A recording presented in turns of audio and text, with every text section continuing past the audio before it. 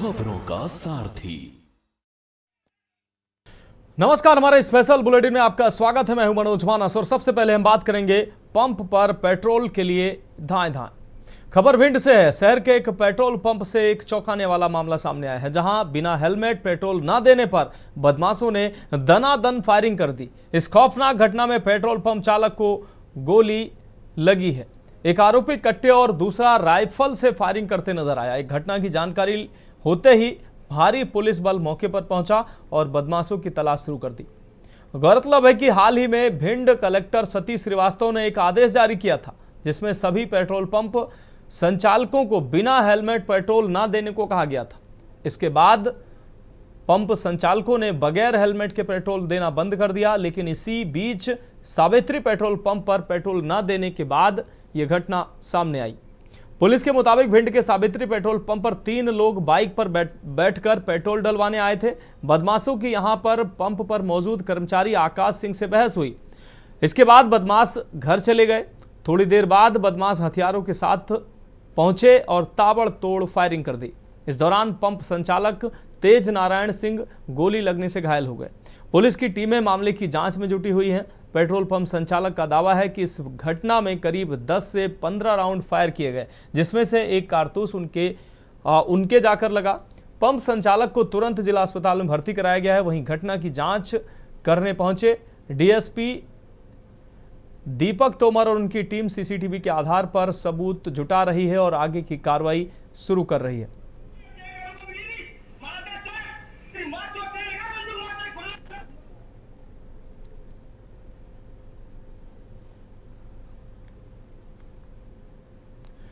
तो पेट्रोल नहीं दिया, जिसके बाद इन दबंगों की बदमाशी देखने को मिली है। योगेश चौबे हमारे संवाददाता ज्यादा जानकारी के लिए भिंड से हमारे साथ जुड़ चुके हैं। योगेश, भिंड से ये हैरान करने वाली तस्वीरें सामने आई हैं। नो हेलमेट नो फ्यूल का जो भिंड में डीएम के द्वारा फरमान जारी किया गया, उसी के तहत पेट्रोल संचालक जो है वो लोगों को पेट्रोल नहीं दे रहे हैं। लेकिन इसी बीच दबंगई का भी वीडियो सामने आया है, जिसमें पेट्रोल न देने पर गोलीबारी की यह घटना सामने आई। क्या है पूरा मामला?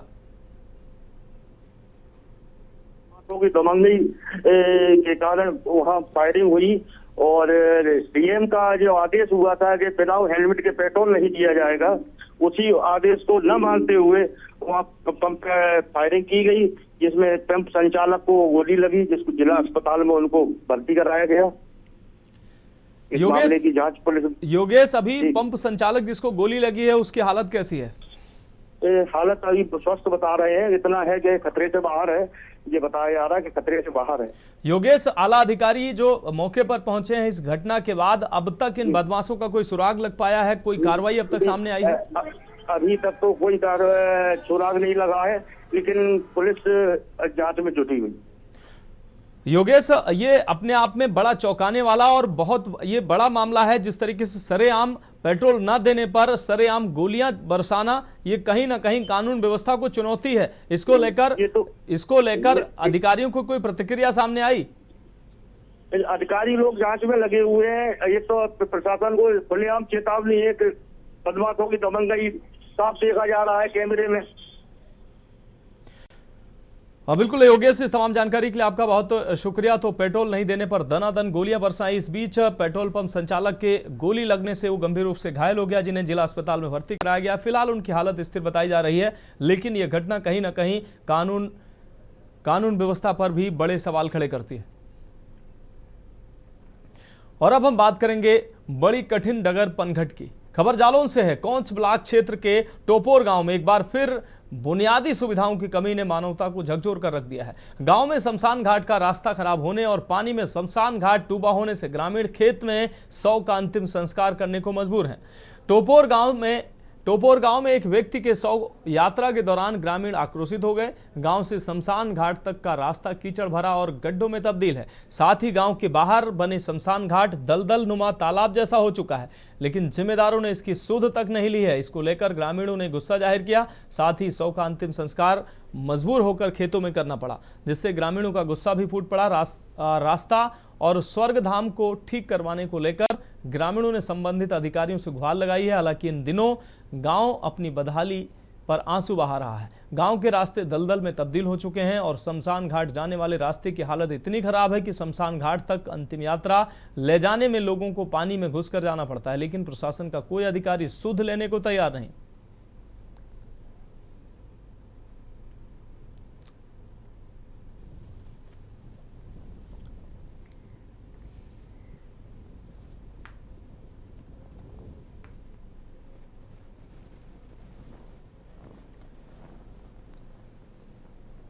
हमारे दादाजी की तब वो डेट हो गई है, तो उनको मरघट पे ले जाने के लिए जगह रास्ता नहीं है। उसमें पानी बड़ा है, कीचड़ है, और वहाँ पे जगह है मरघट की, लेकिन मरघट बनाने वहाँ पे पानी भरा है। जलाने में दिक्कत होती है, बहुत दिक्कत होती है जलाने में।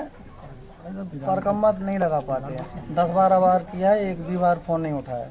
गांव के प्रधान को बताया? प्रधान को बताया, प्रधान भी नहीं आया यहाँ पे मौके पे। तो अब आप लोग क्या चाहते हैं? हम ये चाहते हैं कि मरघट बनवाया जाए, उसके लिए रास्ता बनवाया जाए।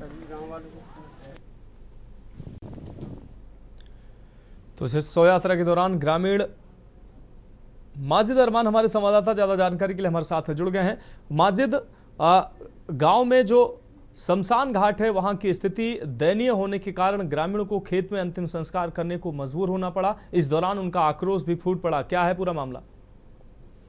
जी हाँ, बिल्कुल मनोज, आपको बता दें कि पूरा मामला कोंच क्षेत्र के टपोर गांव का है, जहां पर एक व्यक्ति की मौत हो गई थी, जिसको लेकर वो शव यात्रा लेके जा रहे थे। हालांकि बारिश का मौसम चल रहा है, लगातार बारिश रुक रुक कर यहाँ पर हो रही है, जिसको लेकर सड़कें पूर्ण रूप से कीचड़ से भरी हुई थी। और सबसे बड़ी बात ये थी, जहाँ पर शमशान घाट गाँव के बाहर जो बना है वो पूर्ण रूप से दलदल के रूप में तब्दील था। इससे पहले भी एक बार शमशान घाट पर लोगों को जो आक्रोश निकल के आया था, क्योंकि लोगों को सड़क पे शव जलाना पड़ा था। उसको क्या सुन के लोगों ने इसी क्षेत्र में मना भी किया था कि चलो भाई इसको आगे चल के बनवा दिया जाएगा।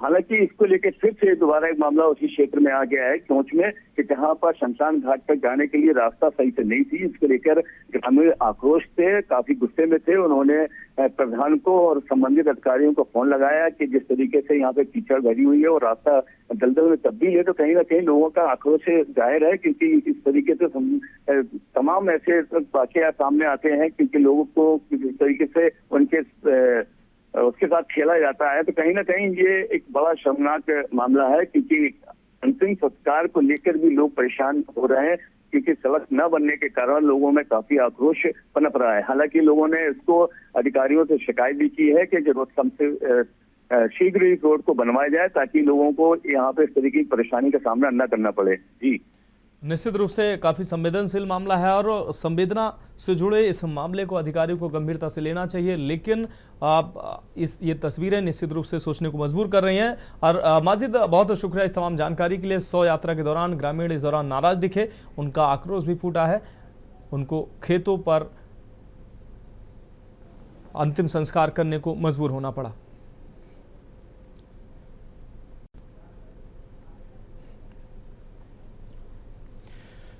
और अब हम बात करेंगे राशन खा गया कोटेदार। खबर सीतापुर से है, जहां विकासखंड बेहटा के गांजरी क्षेत्र की ग्राम पंचायत नरना पकौरी में कोटेदार की मनमानी से ग्रामीण जो है महीनों से त्रस्त हैं। शुक्रवार को गांव के करीब 70 आक्रोशित ग्रामीणों ने लहरपुर तहसील पहुंचकर एसडीएम को सामूहिक तहरीर सौंपते हुए कोटेदार जयवीर सिंह के खिलाफ कड़ी कार्रवाई की मांग की। ग्रामीणों का आरोप है कि कोटेदार लाभार्थियों से अंगूठा लगवाकर महीनों तक राशन देने में हिला हवाली करता है। हालात ऐसे हैं कि गरीब परिवारों को रोजमर्रा का गुजारा करना मुश्किल हो गया है। कई बार ग्रामीण पड़ोसी गांव पंचायत के कोटेदार से गल्ला लेने को मजबूर हुए, लेकिन अब वहां से भी इनकार मिलने लगा। ग्रामवासियों ने बताया कि जब वे दोबारा अपने कोटेदार के पास पहुंचे तो उसने राशन कार्ड और बोरियां फेंक दी और साफ कह दिया कि गल्ला नहीं है मिलेगा, जो करना है कर लो। इस अपमान से ग्रामीणों का गुस्सा भड़क उठा और वे महिलाएं बच्चों सहित तहसील पहुंच गए। महिलाओं का कहना है कि छोटे छोटे बच्चों को लेकर महीनों से राशन की लाइन में खड़े हो रहे हैं, लेकिन हर बार खाली हाथ लौटना पड़ता है। कई परिवारों में रसोई की आग ठंडी पड़ी है तो बच्चों को भरपेट भोजन तक नसीब नहीं हो रहा है। ग्रामीणों ने कहा कि अगर यही हाल रहा तो हम अपने बच्चों को लेकर कहां जाएंगे, आखिर कब तक दर दर भटकते रहेंगे। ग्रामीणों ने चेतावनी दी कि अगर यदि जल्दी कोटेदार के खिलाफ कार्रवाई नहीं की गई तो वे सामूहिक धरना प्रदर्शन करने को बाध्य होंगे। एसडीएम ने शिकायती पत्र प्राप्त कर मामले की जांच कराने का आश्वासन दिया है।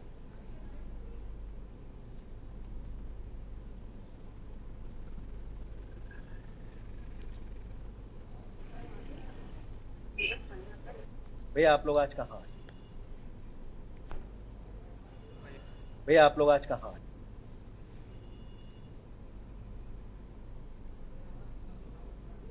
ना पकड़ भैया आप लोग आज कहाँ हैं? तहसील किस समस्या को लेकर? कोटेदार गल्ला नहीं देते हैं। कहाँ का मामला?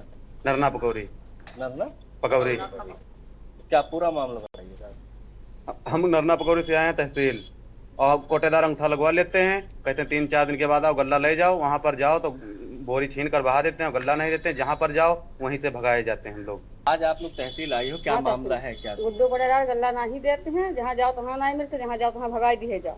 अच्छा अच्छा, तो गल्ला ले जाती हो तो क्या कहा? तुम जाओ जहाँ जो कहा तहाँ ले जाओ, बाकी है गल्ला नहीं पैसा बोरी वोरी से बहाई दे। क्या नाम है कोटेदार? जयवीर। जयवीर। हाँ। तो आज यहाँ जो आई हो तो काहे के लिए आई? आए एप्लीकेशन दे। तो एप्लीकेशन दियो किसी? हाँ। टीका दियो? देम कहीं क्या बताए? कहीं इंक्वायरी हुई। माता जी आप कहाँ आई हो? लहरपुर तहसीली। काहे? गल्ला बिक गए। गल्ला क्या? गल्ला दे नहीं रहे कोटेदार। कोटेदार कहाँ के कोटेदार है जो गल्ला? नरना। तो आज यहाँ तहसील में आई हो जी। किससे शिकायत की? डीएम साहब से। एसडीओ। हाँ। तो क्या बताया है? वो बताए नहीं कि जाओ हम जांच करवाएंगे, बाद के कार्रवाई ही होगी। अच्छा, गल्ला कितने दिन से नहीं मिल रहा? 5 साल से। 5 साल से 1 महीने नहीं मिला।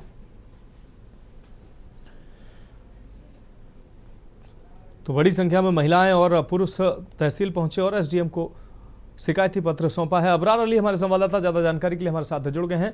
अबराल, आप सीतापुर में तमाम जो ग्रामीण हैं वो इसलिए परेशान हैं क्योंकि कोठेदार उनको राशन नहीं दे रहा। 70 से अधिक जो ग्रामीण हैं वो तहसील पहुंचे और एसडीएम को उन्होंने शिकायती पत्र सौंपा है। महिलाएं बच्चे लेकर वहां पहुंची और वो लगातार उनको राशन न मिलने से वो परेशान हैं। क्या है ये पूरा मामला? जी आपको बताना चाहूंगा, ये लहरपुर तहसील का पूरा मामला है, जहां पर ये ग्रामीण थे, इनको काफी अपरिचित है। नरना पकौड़ी ग्राम है, जहां पर जयवीर सिंह कोटेदार है। इन पर आरोप है कि उन्होंने राशन नहीं दे रहे हैं, जिसके चलते गरीब जो मजदूर हैं और असहाय लोग हैं उनको काफी दिक्कतें सामना करना पड़ रहा है। तो कहीं ना कहीं जो बाढ़ के क्षेत्र है वहां पर तो प्रशासन द्वारा राशन बांटा जाता है, लेकिन जब जो सरकारी राशन सरकार के द्वारा दिया जाता था गरीबों को, वो भी कोटेदार द्वारा नहीं दिया जा रहा है। इससे जो ग्रामीण थे वो आक्रोशित हो गए जब उनको नहीं मिल पा रहा है। कई बार शिकायत की, लेकिन तब जाकर सीएम कार्यालय पहुंचे और उन्होंने शिकायत की है और इसकी जांच कराने की मांग की है कि इनके जल्द से जल्द लिया जाता है और को राशन नहीं दिया जा रहा है। जी बिल्कुल, और इस तमाम जानकारी के लिए आपका बहुत बहुत शुक्रिया। तो कोटेदार की मनमानी से महीनों से राशन के लिए भटक रहे हैं ग्रामीण, अधिकारी जो है वो सुनने को तैयार नहीं है। इस बीच ग्रामीणों ने परेशान होकर एसडीएम को शिकायती पत्र सौंपा है और कार्रवाई की मांग की है। साथ ही उनका कहना है कि उनको राशन उपलब्ध कराया जाए क्योंकि कोटेदार है, मनमानी कर रहा है, उनको राशन उपलब्ध नहीं हो रहा है।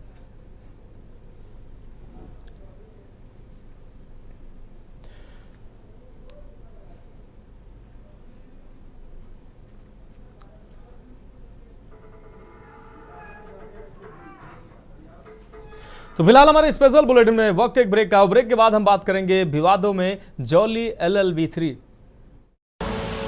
आप देख रहे हैं की न्यूज। ब्रेक के बाद स्पेशल बुलेटिन में एक बार फिर से आपका स्वागत है। हम बात कर रहे हैं विवादों में जॉली LLB3। खबर बाराबंकी से है। जल्द ही रिलीज होने वाली फिल्म जॉली LLB3 में दिखाए गए कुछ आपत्तिजनक दृश्यों से नाराज अधिवक्ता ने फिल्म के निर्माता, निर्देशक सहित स्टार कलाकार को नोटिस भेजा है। आपको बता दें, अक्षय कुमार, अरशद वारसी इस फिल्म में मुख्य भूमिका में नजर आ रहे हैं, जो कि अधिवक्ता की भूमिका में है। वहीं जाने माने कलाकार सौरभ शुक्ला इस फिल्म में जज की भूमिका में है। अधिवक्ता अभिषेक पांडे ने बताया कि फिल्म में कई ऐसे दृश्य हैं जो न्यायालय की गरिमा को भंग कर रहे हैं। इस प्रकार के दृश्य फिल्म से हटाए जाएं तभी फिल्म रिलीज की जाए। अधिवक्ता अभिषेक पांडे के अनुसार उन्होंने प्रोड्यूसर, डायरेक्टर, एक्टर सहित प्रोडक्शन कंपनी को नोटिस जारी कर 15 दिनों के भीतर फिल्म से ऐसे दृश्य एवं संवाद हटाने एवं क्षमा मांगने की बात कही है। यदि 15 दिन में ऐसे दृश्य अथवा संवाद नहीं हटाए गए तो अधिवक्ता द्वारा सक्षम न्यायालय में परिवाद दाखिल किया जाएगा।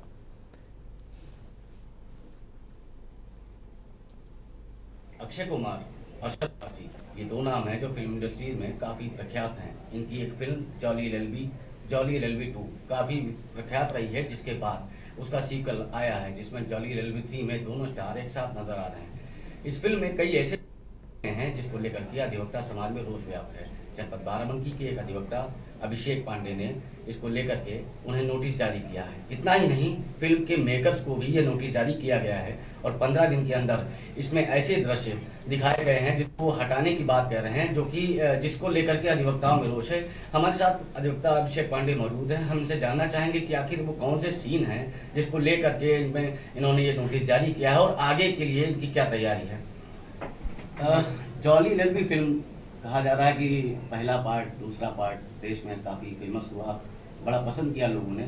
उसी का तीसरा पार्ट आया है, उसमें किस सीन को लेकर के क्या लगता है आपको, कहाँ से कमियां रह गई जिनको? देखिए, वैसे तो कई सारी कमियां हैं उसमें। कई जगह पे ये दिखाया गया कि एक अधिवक्ता, एक समाज एक सम्मानित समाज है और एक जज जो उनका अति सम्मानीय है, तो उनके लिए कुछ ऐसे वर्ड्स यूज किए, जैसे कि मैं अभी उसका एक बताना चाह रहा हूँ कि एक कोर्ट रूम का दृश्य है। कोर्ट रूम में अक्षय कुमार वापस जा रहे हैं और अरशद वारसी उनसे बोलते हैं कि ये आपको बुला रहे हैं, तो वो कहते हैं कौन, वो तेरा मामा लगता है। तो कहीं ना कहीं एक अति सम्मानीय संस्थान जो संवैधानिक सबसे मजबूत और सबसे ज़्यादा न्याय के लिए जाना जाने वाला संस्थान है, और उसमें ऐसे वर्डों का मामा बोला जा रहा है। मामा एक प्रकार से कहीं ना कहीं उनके संविधान, उनके सम्मान में एक चोट है। जुडिशरी की गरिमा को लेकर के जिस तरह से उसमें व्यवहार दिखाया गया है, क्योंकि पहले पार्ट में अभी हमने देखा कि कुछ सीन ऐसे थे जो हंसने के लिए व्यंग्यात्मक रूप से दृश्य दिखाए गए थे, लेकिन तीसरे पार्ट में जैसा कि आपका कहना है कि इस बार बहुत सारे ऐसे सीन हैं जो गरिमा को तार कर रहे हैं। तो इसमें आपने किन लोगों को नोटिस भेजा है? हमने इनके प्रोड्यूसर्स की जो को टीम है 3 लोगों की, जिसमें मुख्यतः आलोक जैन जी हैं और उनके जो को टीम है 3 लोगों की, और उनके डायरेक्टर हैं, डायरेक्टर में सुभाष कपूर जी, और एक्टर उनके अक्षय कुमार जी, और उनके को एक्टर अरशद वारसी जी, और उनका जो उनको production company, star production company और कांगड़ा प्रोडक्शन कंपनी, उनको सबको लीगल नोटिस हमने भेजा है। अधिवक्ता अभिषेक पांडे जी का कहना है कि 15 दिनों के भीतर अगर नोटिस का सही जवाब नहीं मिला और उसके वो दृश्य हटाए नहीं गए फिल्म में, उसके अलावा फिल्म रिलीज कर दी जाती है, तो संबंधित न्यायालय में, सक्षम न्यायालय में इसके खिलाफ रिट दाखिल की जाएगी, क्योंकि कहीं ना कहीं फिल्म के कुछ ऐसे दृश्य से अधिवक्ताओं में रोष व्याप्त है। जनपद बाराबंकी से कैमरा सहयोगी नितेश के साथ राहुल त्रिपाठी, के न्यूज़। और अब हम बात करेंगे मौत से दो हाथ कब बनेगा पुल। खबर छत्तीसगढ़ के कांकेर से है, जहां कोयली बेड़ा के, आपको बता दें, हुतराई गांव की दर्दनाक तस्वीरें सामने आई हैं। कोयली बेड़ा के हुरतराई गांव में हाल ही में एक बुजुर्ग व्यक्ति को नदी पार करने के लिए ट्यूब में बैठाकर पार कराया गया। यह घटना तब हुई जब नवाखाई पर्व के दौरान बाढ़ के पानी में गांव का संपर्क बाहरी दुनिया से कट गया। ग्रामीणों का कहना है कि यह घटना हर साल की कहानी बन चुकी है। पुल के अभाव में उन्हें हमेशा ऐसे खतरनाक और दर्दनाक उपायों का सहारा लेना पड़ता है। और इस बार एक वीडियो सोशल मीडिया पर वायरल होने के बाद प्रशासन और सरकार पर सवाल उठने लगे हैं। वीडियो में देख सकते हैं कि कैसे बुजुर्ग को ट्यूब में बैठाकर नदी पार कराया जा रहा है, जहां एक तरफ गाँव वासियों को अपनी जान जोखिम में डालकर नदी पार करना पड़ रहा है, वहीं दूसरी ओर बुनियादी ढांचे की कमी, प्रशासन की लापरवाही नाकामी बन चुकी है। ग्रामीणों ने फिर से पुल निर्माण की मांग उठाई है ताकि आने वाले समय में ऐसी परेशानियों का सामना ना करना पड़े। आखिर क्या प्रशासन अब इन गाँव की परेशानियों को हल करेगा या एक और साल की लापरवाही फिर आगे साबित होगी? यही सवाल सोशल मीडिया पर चर्चा का विषय बना हुआ है।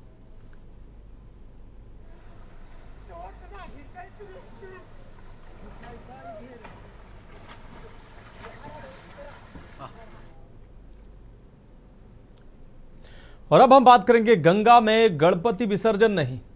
गणेश महोत्सव को लेकर कानपुर नगर निगम ने विसर्जन की तैयारियों को लेकर नगर आयुक्त सुधीर कुमार ने जानकारी देते हुए बताया कि इस वर्ष शहर में 9 स्थानों को गणेश मूर्ति विसर्जन के लिए चिन्हित किया गया है। इन सभी स्थानों पर साफ सफाई, लाइटिंग और पानी की विशेष व्यवस्था की गई है। नगर निगम ने इन स्थलों पर बड़े बड़े गड्ढे खोदकर उनमें प्लास्टिक की तिरपाल बिछाई है और उसमें जल भरकर तालाब बनाए गए हैं ताकि पर्यावरण को सुरक्षित रखते हुए मूर्तियों का विसर्जन किया जा सके। साथ ही ये स्पष्ट निर्देश दिया गया है कि किसी भी स्थिति में गंगा नदी में मूर्ति का विसर्जन नहीं किया जाएगा।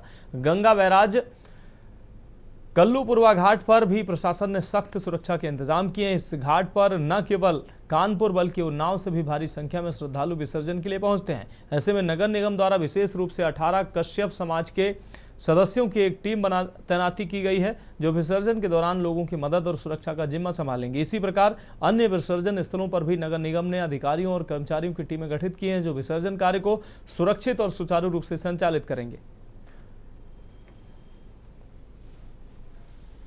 कि गणेश महोत्सव को देखते हुए कानपुर नगर निगम ने साफ़ सफाई और बाकी जितनी तैयारियां हैं उसके दृष्टिगत काफ़ी अच्छी तैयारी की है।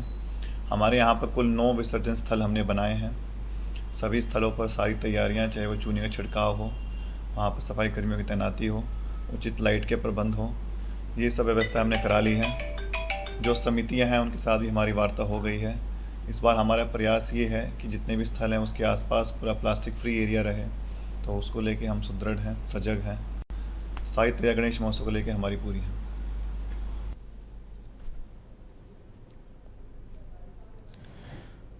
सारिका गुप्ता हमारी संवाददाता ज्यादा जानकारी के लिए हमारे साथ जुड़ गई हैं। सारिका, कानपुर प्रशासन की एक अहम पहल सामने आई है। इस बार जो गणपति की मूर्तियों का विसर्जन गंगा में नहीं करने का ऐलान किया गया है। इस दौरान जो विसर्जन स्थल स्पेशली तौर पर बनाए गए हैं वहीं पर मूर्तियों का विसर्जन होगा। इससे न सिर्फ गंगा की स्वच्छता बरकरार रहेगी बल्कि कई तमाम जानें जो विसर्जन के दौरान जाती हैं वो भी नहीं जाएंगी इस पहल के द्वारा।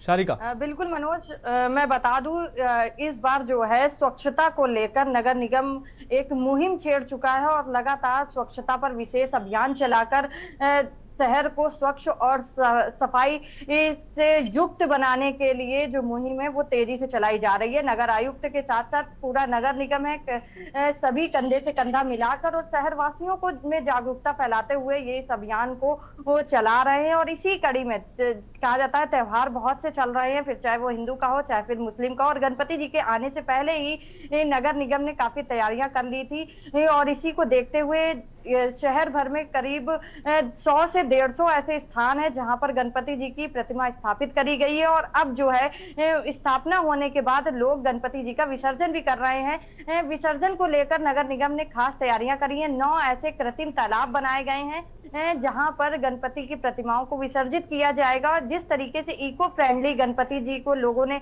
अपने घरों पर अपने पांडालों पर स्थापित करा और उनकी पूजा अर्चना करी, उसी तरीके से प्राकृतिक जो वस्तुएं हैं उनको बचाने के लिए और कहीं ना कहीं गंगा को बचाने के लिए नगर निगम ने इन कृत्रिम तालाबों को बना दिया है। और इन्हीं कृत्रिम तालाबों पर जो लोग हैं वो अपनी गणपति जी की जो प्रतिमाएं हैं उनको ले जाकर विसर्जित करेंगे। इसको देखते हुए जो कश्यप समाज की जो समितियां हैं, जो लोग हैं, उनकी टीम बनाई गई है। ये वो लोग हैं जो गणपति जी की बड़ी बड़ी प्रतिमाओं को लेकर जाएंगे और उनको कृत्रिम तालाब पर विसर्जित करेंगे। और उसके साथ साथ एक विशेष अभियान चलाया जा रहा है कि कहीं पर कोई गंदगी ना हो। विसर्जन के बाद जो है उन स्थानों पर काफी बड़ी संख्या में और तादाद पर गंदगी देखने को मिलती है। प्लास्टिक मुक्त बनाने का प्रयास किया जा रहा है। कहीं पर भी प्लास्टिक तालाब है उन पर जो पॉलीथीन का प्रयोग करा गया है वो मानक रहित है, क्योंकि उनको कृत्रिम तालाब के रूप में प्रयोग करा गया है। तो ऐसे में जब लोग विसर्जन करने जाए तो उनको विसर्जित करने के बाद जो साफ सफाई हो वो दिखाई दे। और कहीं ना कहीं शहर में इको फ्रेंडली गणपति स्थापित करने के बाद जो साफ सफाई का जिम्मा है वो नगर निगम निभा रहा है। और कहीं ना कहीं ये भी कहा जा सकता है कि सफाई पर विशेष तो खुद इस शहर को नंबर 1 पे लाने का प्रयास कर रहे हैं। निश्चित रूप से सारिका, इस तमाम जानकारी के लिए आपका बहुत बहुत शुक्रिया। तो निश्चित रूप से ये अनोखी पहल और प्रशंसनीय पहल कही जा सकती है। प्रशासन न सिर्फ साफ सफाई को ध्यान में रखते हुए ये फैसला लिया गया बल्कि गंगा को भी स्वच्छ और सुंदर रखा जा सकेगा, स्वच्छ रखा जा सकेगा और तमाम जो विसर्जन के दौरान तमाम दुर्घटनाएं हो जाती हैं उससे भी बचा जा सकेगा। फिलहाल हमारे स्पेशल बुलेटिन में अभी के लिए मेरे साथ इतना ही। मुझे दीजिए इजाजत और आप देखते रहिए के न्यूज़ इंडिया।